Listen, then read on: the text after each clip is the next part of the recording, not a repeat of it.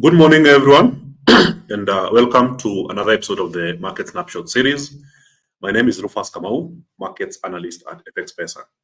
So thanks for joining, and once you join in, kindly say hi on the live comment section.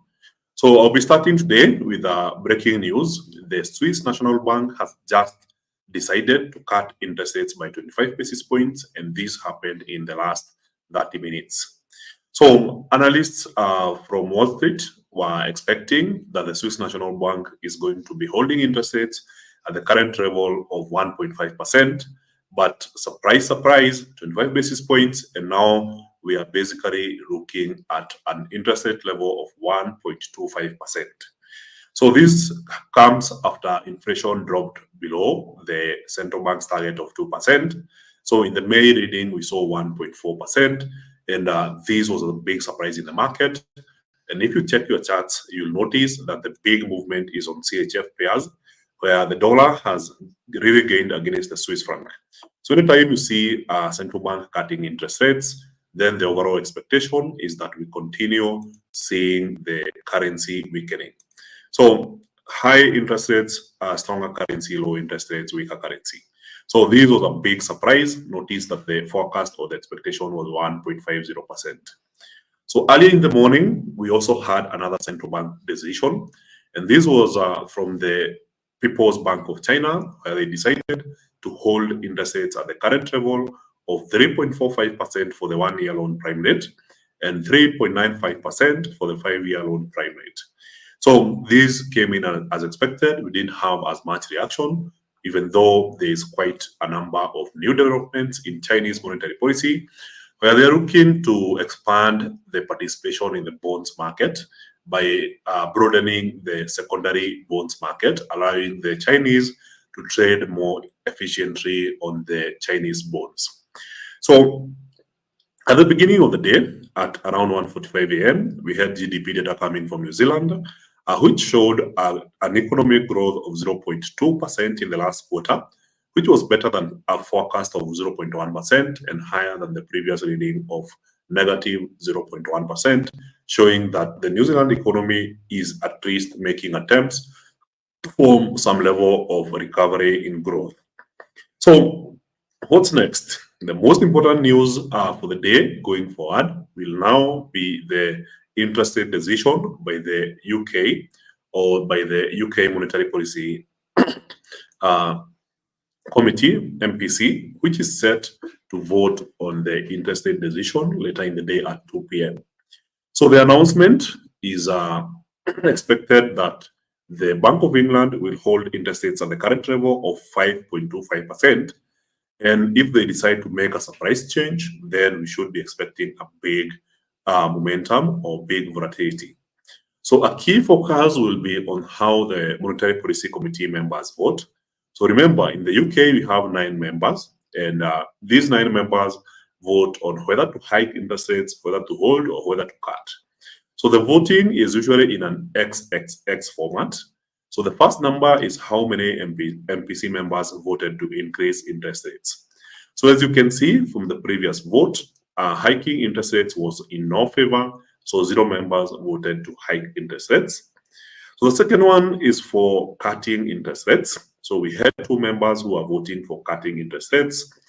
And then the third one is 7. We had 7 members voting to hold interest rates steady at the current level of 5.25%. So investors will be watching the distribution of votes today, looking to see how many members are pro cutting interest rates, how many are for holding interest rates at the current level, and how many are going for the hike. Of course, there is an overall expectation that no members will be going for an interest rate hike. And this is following the earlier news that we saw on Tuesday. And this was the CPI, on Wednesday. So the CPI came in at 2.0%, which is the central bank target, that is for the UK. So inflation dropping from 2.3% in April down to 2.0% in May means that the Bank of England have already achieved its target, and this should be a conducive environment to consider cutting interest rates. So we have seen other central banks cutting interest rates. The Swiss National Bank has cut twice. The Bank of Canada has cut once, the European Central Bank has cut once, and now we are looking at the UK potentially holding rates steady. So in this case, there should be more pressure on the MPC voters to consider rate cuts. So if you see an increased distribution of these votes, let's say there's a tie or there's more members voting for a rate cut, then in that case, we should be considering a much weaker pound. But then if the majority of the voters go for the holding of interest rates at the current level, then that should be positive for the UK pound. Also remember 5.25% is considered among one of the highest interest rates in the top global economies. So in this case, when you see rates at this level, it's positive for the pound. So if you pair these against a weaker currency, for instance, we know that the CHF is pretty weak today. So looking at pound CHF pairing might be very interesting for the day. So that will be the key focus for the day. Then later on in the afternoon at 3:30 p.m., we'll be getting a host of data in the US. And this includes the unemployment claims, building permits, and Philadelphia Fed Manufacturing Index, as well as current account and housing stats. So when you have a set of data releases that are all happening at the same time, it's important to focus on the big surprises. So you basically compare the forecast with the outcome. If there's a big surprise in any of the data points, then that has the potential to move the markets. And of course, the averages also rule the day. So if you get, let's say, 3 data points supporting a strong dollar, then in that case, you might consider going with that narrative. And of course, if let's say there's 3 data points supporting a weak dollar, then we might go with that narrative. So let's try to evaluate the news and see how the news might affect the markets at 3:30 p.m. And this is in regards to the dollar. So one, unemployment claims. So we know unemployment claims are the number of people filing for unemployment claims over the last 1 week. So in the previous reading, there was a big spike to 242K, and now we're expecting a slowdown to 235K. So rising unemployment claims shows a weaker economy, but also the key focus for monetary policy is to basically slow down the economy, get inflation to 2% target before considering rate cuts. So in this case, if unemployment claims are on the rise, it means that the Fed is achieving its goal. And in that case, we should be seeing a weaker dollar as the Fed might be convinced to go for rate cuts. So as for building permits, as well as housing stats, these are real estate sector indicators. Building permits are the number of people who got permits in the last 1 month, or annualized number of new residential building permits issued during the previous month. So they are an indication or an indicator for future construction. So if there's more people getting permits, then you expect more construction to be starting in the near future. And of course, housing starts is people who had gotten the building permits previously, and now they have started construction of new residential buildings.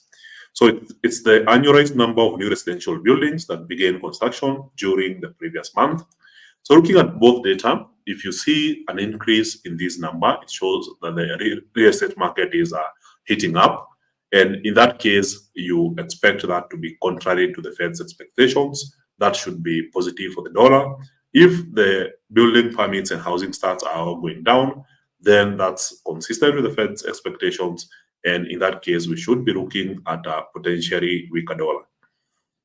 So also, there's the issue of the current account. This is the difference between exports and imports.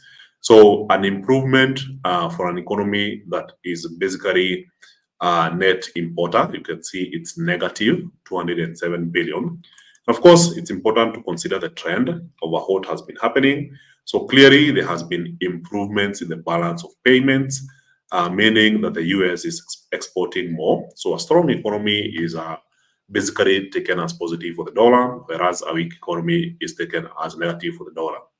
To put this in contrast, if a current account of Kenya or the balance of trade or trade deficit keeps worsening, it's usually bad for the Kenya shilling, but if it's improving, it's good for the shilling.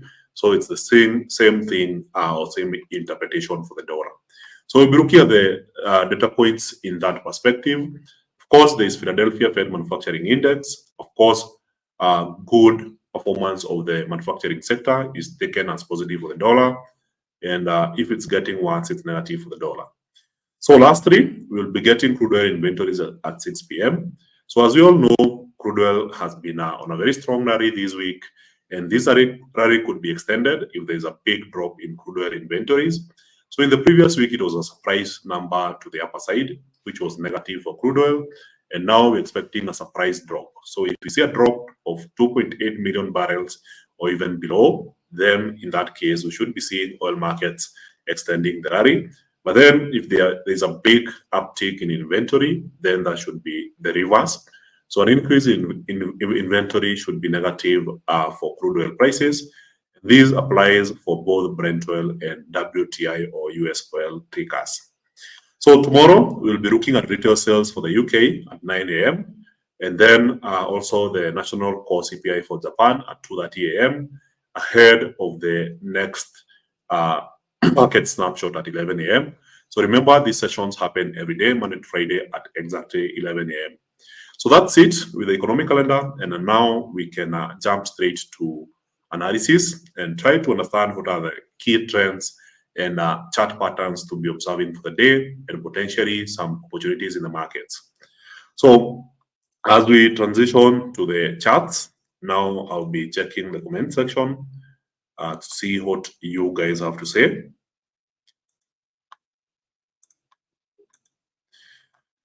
So hello to Tony Dark. Thank you for joining the session. Hello, Oscar. Thank you for joining. Hello, Owen Mwaneki. Thank you for joining. Hello, Paul Kerry. Hello, Nancy Moria, Joe Duo, and Edward Kagoi. Thank you guys for joining. Hello, JA Squad. So there's already one comment. I know there's a key theme currently in Kenya. It's trending worldwide about the finance bill. So we'll be putting that aside for today. So this session is particularly focused on trading and the opportunities in the markets today. So we will continue the conversation on X or Twitter from my personal handle. But at this point, let's just focus on the markets and the opportunities available. And as you can all see, we are seeing some pretty good momentum as the dollar continues gaining against the Swiss franc after the surprise rate hike that happened a few minutes ago. So we should be expecting to see further momentum in this direction. And potentially, we could be seeing the market hitting the weekly high. So the highest price we have seen this week for the Swiss franc was right here on the 17th.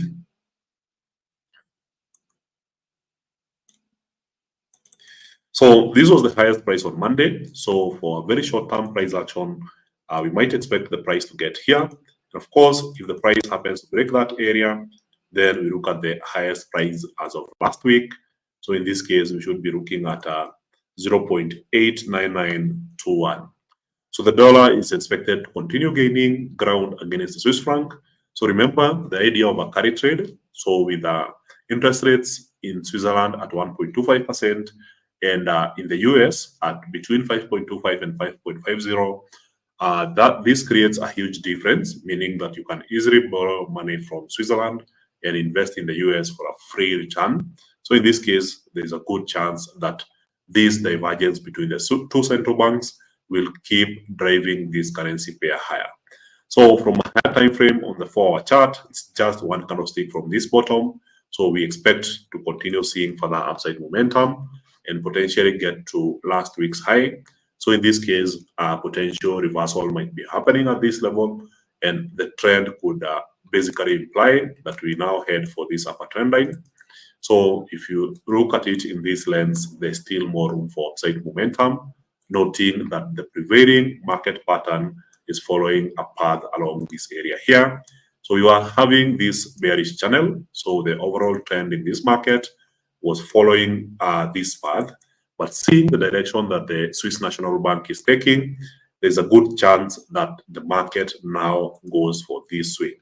So the swing is expected to be from the lower trend line all the way up to the upper trend line.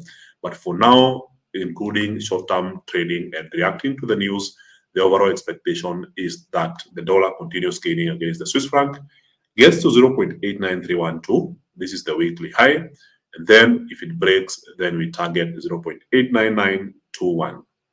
So this is the dollar index. It has opened the day with a very strong and positive momentum. So we all know what has been happening for the better part of the week. We didn't have much happening, especially on Juneteenth, which was a public holiday in the US yesterday. So the banks were closed and we were not having much volatility.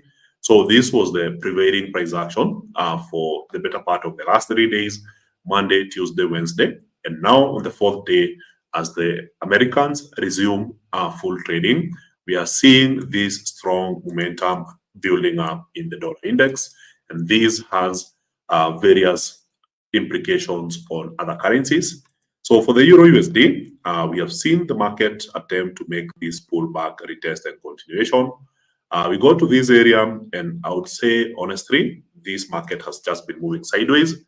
So if we remove all these, then the overall assumption is that the market was basically trading in a channel. So I'll use the 15-minute chart to illustrate this. So an overall momentum following this path. And then these are the path here. So for the last 3 days, that has been the prevailing momentum. And now we are basically just on time to get to capture this bearish momentum happening right now. So now the market has retested this area and is now getting some strong momentum over the last 4 hours, which implies that the euro continues weakening. So remember, the euro was affected or impacted by the European Central Bank when it decided to cut interest rates even before getting inflation towards the 2% target. So in this case, the overall expectation is that the euro continues losing to the strong dollar and at least we test last week's low of 1.06677. So we have seen USD Swiss franc for the pound. It's the same analysis as the euro, though I wouldn't be all that bearish for the pound, knowing that we are potentially looking at an interest rate decision later in the day today. So potentially we could be seeing the market drop into this area following a weak pound. But then also this depends on the votes and how the MPC votes later this afternoon. So we'll be doing more analysis on the same tomorrow. But for now, let's just avoid being very active on the pound USD and wait for the announcement to process and understand what the news is saying. That is after the interest rate decision later today at 2 p.m. And then we can see if there's opportunities there. So for USD CAD, we have seen this consolidation happening. And now, since we are seeing a stronger dollar, it makes more sense to adjust the trend line to reflect the new lows that we saw yesterday and today. And now it seems more likely that the market is on another swing, now headed towards the upper trend line, hoping that this has not been broken yet. And now the market could be headed here on the upper trend line. So for the Australian dollar, we saw a very strong momentum for the better part of the week. But now we are seeing a stronger dollar. So it makes more sense to adjust. Remember, you have to keep adjusting your technical analysis or your trend lines. So from the 1 hour chart, this is how it looks like. So if you observe this area here, it's clear that the market is struggling to make a breakout towards the upper side. So we wait for evidence that the market is now going to reverse. So we don't have the evidence yet. So we keep observing the charts. And if we see evidence of the markets moving downwards, then it might make sense to bet on a strong dollar. And this is similar with the New Zealand USD, which has also struggled to break above this particular area here, which has been acting as a major resistance for the better part of the week. So for USDN, we have seen the market break the 158.373 price level. So remember, for the better part of the week, I've been talking about looking for bullish positions on USDN. This has continued to be the story for the week. And now we are seeing the market approaching a price action level that haven't been seen in years. So we only saw it for 1 day here. That is on the 29th of April. But before that, the only time we had seen the USDN trading at that level was back in the 1990s, actually in 1990. So in this case, speculators are continuing to bet against the Bank of Japan. And now we have a breakout. Remember, the market was unable to break this area for a while. And now, after breaking towards the upper side, we should be looking at further momentum upside with a very careful approach, knowing that the Bank of Japan may intervene at a time.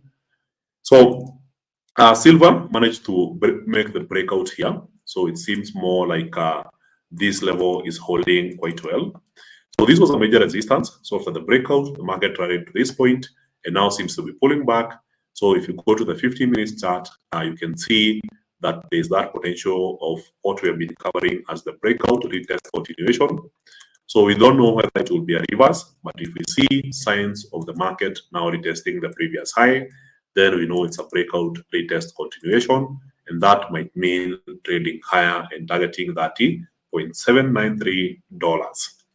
So as for gold, per ounce, we know that we had a breakout.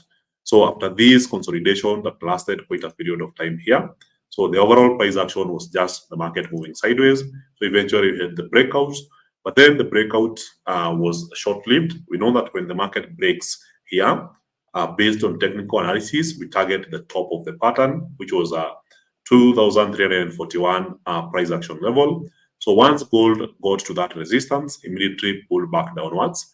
And now the idea is now to look for that potential play where the market makes a breakout, pulls back, and then makes a continuation. So this is an idea we have been talking about for a while now, that whenever you see the market making a breakout, sometimes you might see a pullback followed by a continuation in the same direction. So it seems to be playing out perfectly for gold. So for now, we are seeing a strong dollar and gold taking some step backwards, erasing some of the early morning gains. So let's observe the price action as at today's low. So today's low is around here. So at least an extension of this bearish momentum to 23.27. So Brent oil managed to complete this cycle, and for those who have been following, we know this has been more of a loudspeaker or like a horn pattern formation. But in such cases, when you see the market going up and down in such a price action movement, you notice that the average price action has been bearish. But then after the most recent swing, where the price of Brent oil dropped all the way to below 77, this was $76.786 per barrel. We have seen the market making an attempt to recover. Then last week continued to recover. This week it becomes a very strong rally, and now the probability of the market breaking this area becomes quite positive. So remember, the more a resistance level has been tested, the higher the likelihood it will be broken. And now in this case, we are looking at potentially Brent oil breaking above this area and trading higher.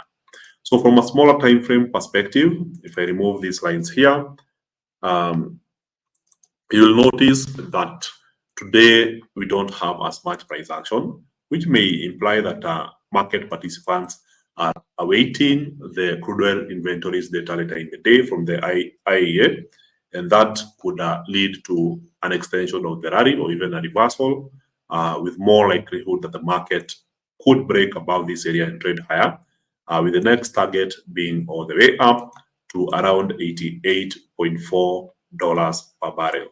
So this is a potential play. It's a multiple day play. It's not something that you could squeeze within a few minutes.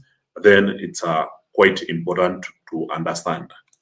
So SP500 has hit a new all-time high. We are seeing the market making this strong momentum upwards. We expect it to continue for the day. So unless there is any major surprising news, the stock market is expected to continue extending the rally.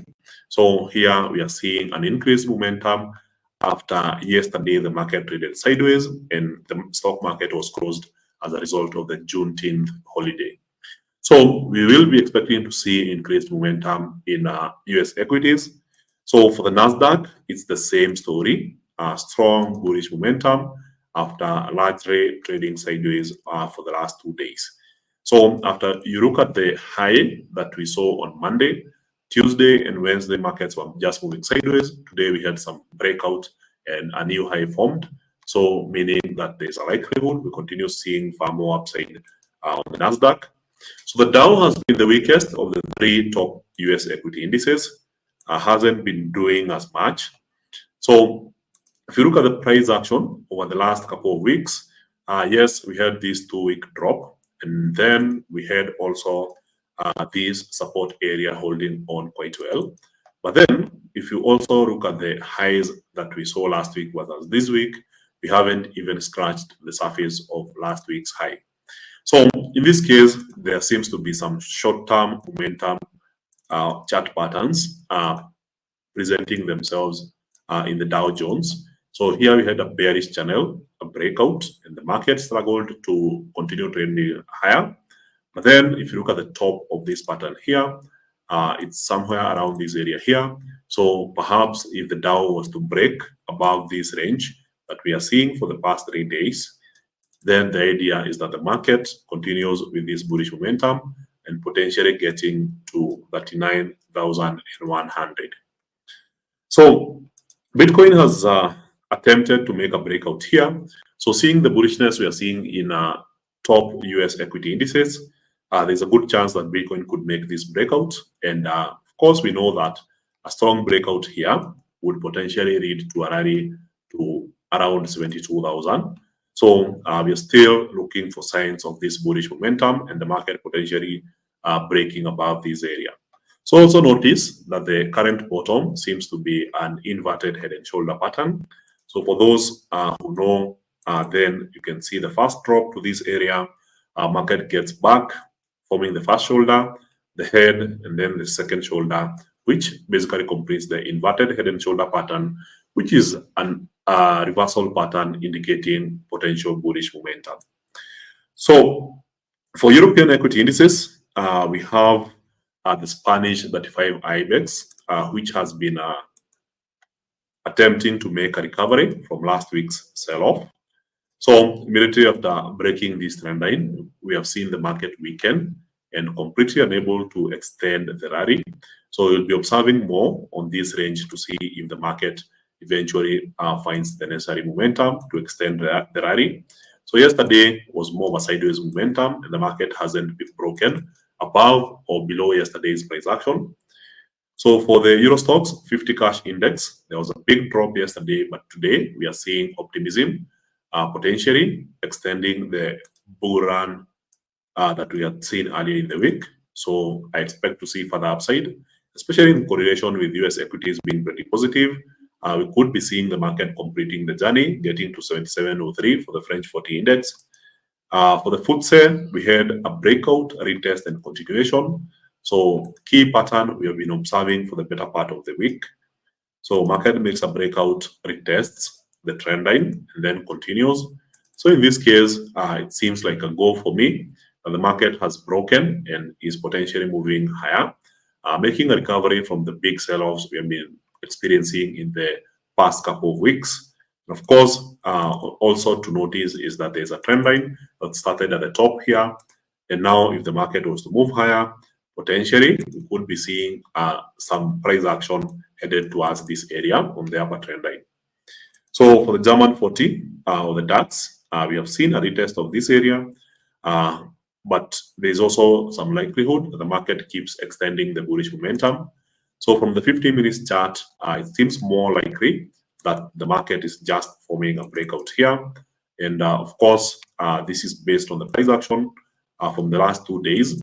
We had what looks like a falling wedge with a major breakout happening earlier this morning. So this implies that we should be seeing some further upside market momentum. But then notice that whenever we have such a breakout, you expect the market to get to the previous top of the pattern. So the market has already hit that area. So the key idea is to observe this area here to see if the market happens to break this area and continue the bullish momentum. So that's it for the day. I'll be checking to see if there's any questions, respond to the questions as we approach the end of the presentation.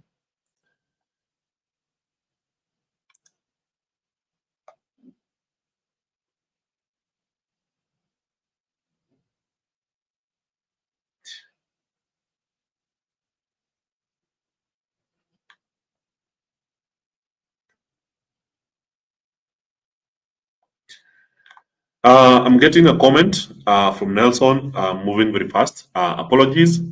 So usually we try to make it short, cover as much as we can within 30 minutes.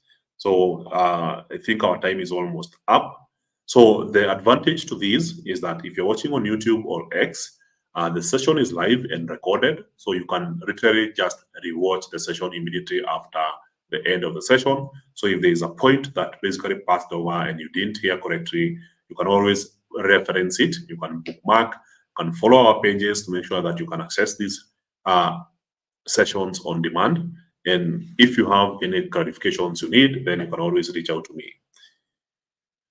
So why is the USD card not moving despite the dollar being pretty bullish? So we saw the markets being pretty mute yesterday after the Juneteenth holiday. So in such cases, when we have such holidays, the markets don't move much. So for the market open later today, this is when we expect to see full liquidity coming from US and Canadian banks. So in this case, we should be expecting to see some momentum later in the day. So for now, it seems like the market is not moving, but it's actually moving. So if you look at the momentum from the open, which had a gap down to the current price action level, then we should be observing to see more evidence of bullish momentum. It seems more likely that the market will continue within this pattern and perhaps go for the upper trend line. So question on gold, I think we've already covered gold. Gold, we have mentioned that we are already experiencing a bullish breakout. So after being trapped here for 2 weeks, the market was trading within this pattern. The market eventually made a breakout towards the upper side, which gives us a direction in the market that gold is now headed higher. But upon hitting the target of 2,341 price level, which was the previous high, now we are seeing the market pulling back in what we expect to be a breakout retest continuation pattern. So in this case, we are seeing a pullback, and on the 15 minutes chart, if you are a person who is scalping, then the idea of a scalp is to now trade this momentum down to at least the day's low, which is 2,327 price level. But the overall better trading idea is to be looking for bullish evidence of bullish entry here. If it plays out as expected, then we should be seeing a strong bounce and gold headed higher from this point onwards. So that's it for the day. Thank you very much, guys. Thank you for your participation. Remember to like and subscribe. Remember to share these videos as well as share your comments. So if you have any questions, feel free to type that and I'll be responding even after the session. And of course, we have new episodes of the Bullish Banter podcast as well as the Financially Incorrect podcast. They're available on all podcast platforms. And of course, if you're looking to begin your trading journey, check the links in the description below to register for a trading account. And if you are beginning your trading journey and you're just learning, check out the Novice to Pro series available on FXPesa YouTube. It should help you move from a complete beginner to a pro level trader. So thank you very much, guys. Thank you for your time. And for anyone who has any further questions, feel free to type them or reach me through my Twitter account, which is at RufusKE. So thank you, guys. See you then.